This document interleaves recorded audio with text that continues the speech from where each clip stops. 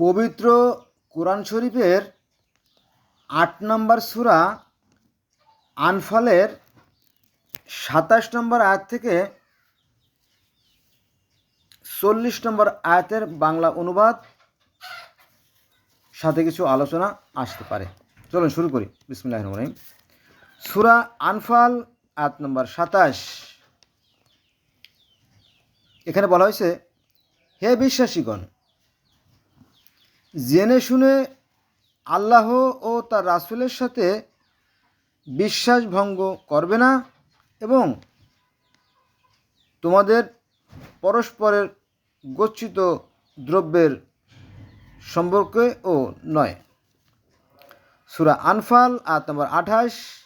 এবং জেনে রাখো যে তোমাদের ধন সম্পদ ও সন্তান সন্ততি তো এক পরীক্ষা এবং নিশ্চয়ই আল্লাহর নিকট রয়েছে মহাপুরস্কার।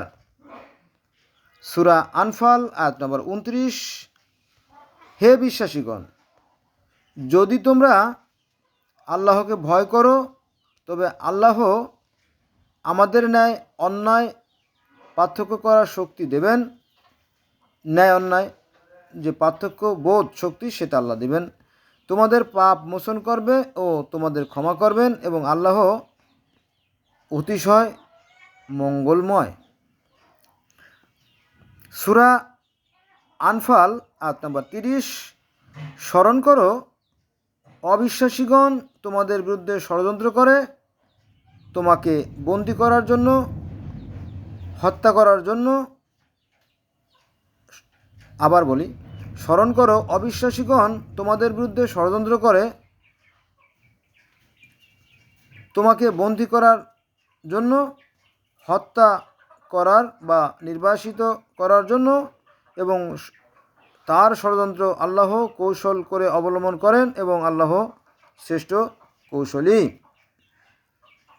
আর সূরা আনফাল আয়াত নম্বর ৩১। আর স্মরণ করো, তাদের নিকট আল্লাহ আমার আয়াত পাঠ করা হয় তখন তারা বলে, আমরা শুনলাম, ইচ্ছে করলেও আমরাও এ প্রকার বলতে পারি, এ তো শুধু সেকালের লোকদের উপকথা।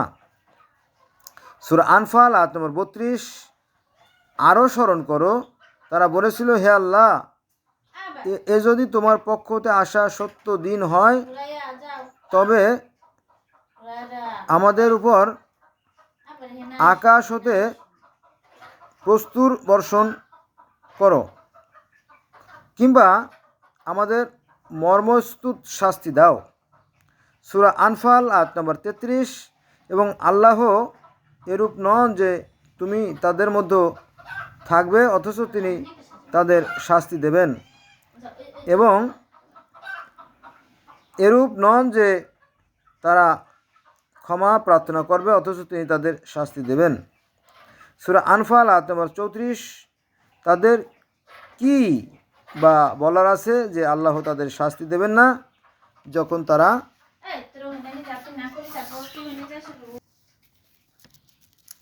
লোকদের মসজিদে হারামে যেতে বাধা দেয়, যদিও তারা ওর তত্ত্বাবধায়ক নয়।